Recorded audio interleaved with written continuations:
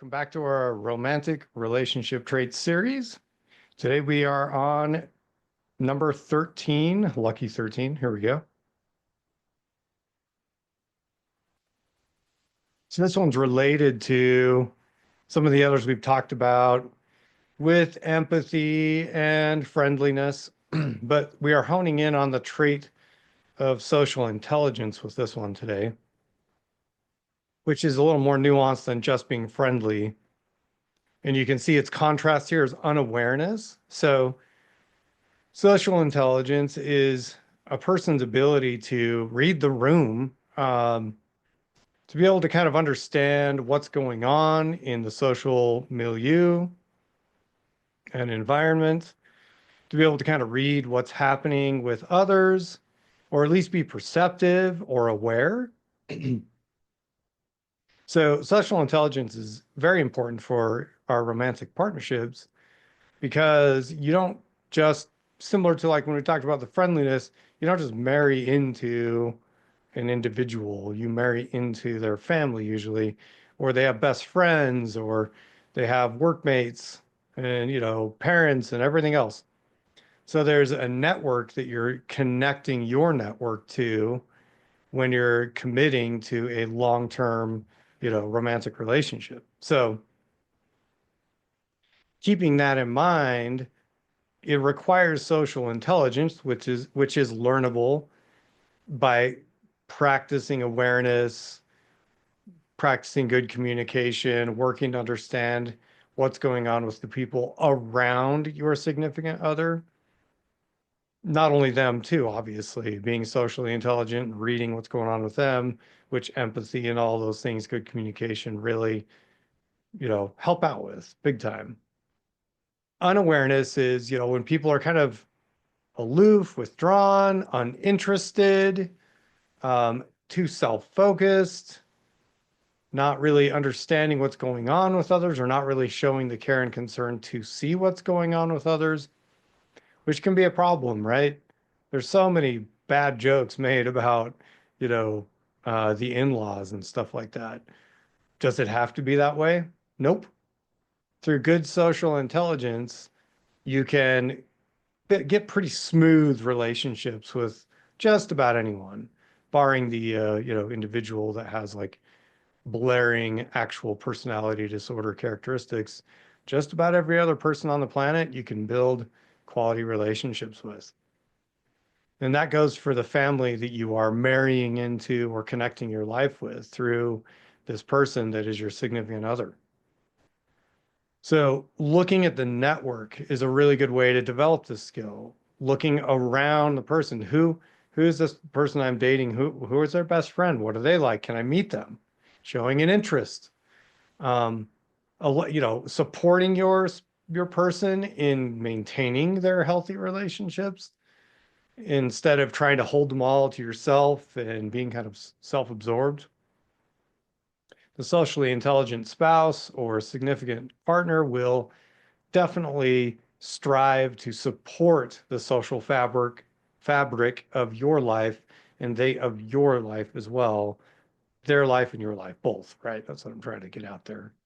So think about both networks coming together and how to keep those going through quality communication. If you go to a family event, is your person that you're dating able to engage in reasonable, friendly conversation with your family and your friends?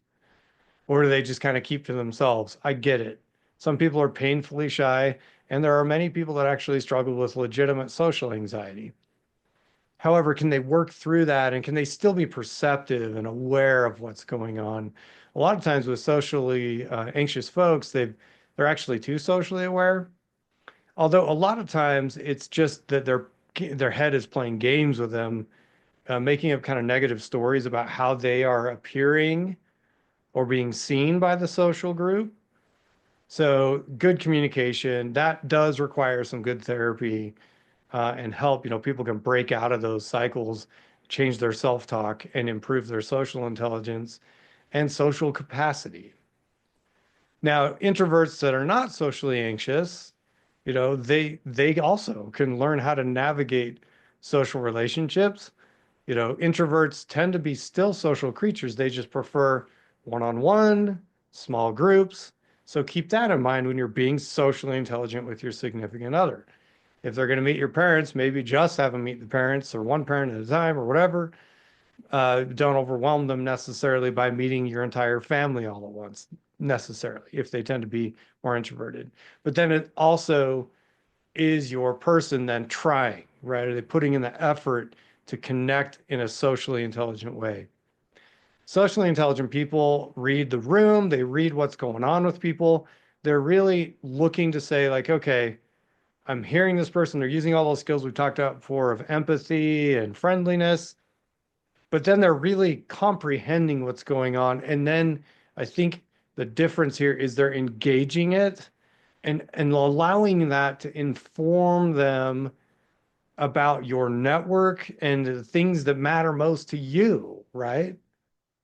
So social intelligence is a discernible, learnable, important skill that definitely improves your date ability and should be something you're also looking for in a potential partner. A lot of social intelligence has been damaged in recent years since the pandemic and everything like that, where people have isolated themselves with remote jobs. Here I am talking to YouTube. We all have these different kind of nuances that have come in our lives that have made it so that we're maybe not as social, but the socially intelligent person will still push out, right? They will do face-to-face interactions.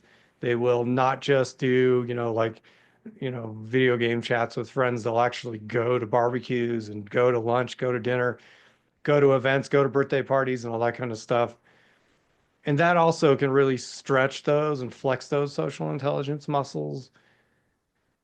Being able to read body language, facial expressions, tone of voice, but also not making a lot of assumptions. Socially intelligent people gather data, from the social environment, but they try to not make a bunch of negative assumptions about things either. And they definitely, social intelligent people do not enjoy or engage in the rumor mill. A great rule of thumb for being socially intelligent is if in a family, network, if someone from your family or your spouse's family shares something with you privately, keep it private. You might even keep it private. This something you don't share maybe necessarily with your spouse. If they're like sharing something private about their own journey and they're not wanting you to share it. So respecting kind of the social nuance of allowing people's private information to remain theirs. That's a part of social intelligence, not calling people out in social groups, embarrassing people in social groups, off humor that really tears another person down for the sake of everyone around, sarcasm, unintelligent. That is not socially intelligent. You might get some laughs, but at the cost of someone being wounded. And do you really want to shoulder that? Which can lead to bad blood in family relationships and spousal networks. Those are a few of the nuances to keep in mind so you can see the power of social intelligence. Unawareness is that idea of eyes down, paying not attention to what's going around. And that is not great in a spouse, right? We want to have people working to improve their awareness over time and being part of the social network that they're quote unquote marrying into, right? So those are some things to think about with social intelligence versus unawareness in a romantic relationship. If you like this video, give it the old like and subscribe. We've got more content coming. Thank you so much for your time.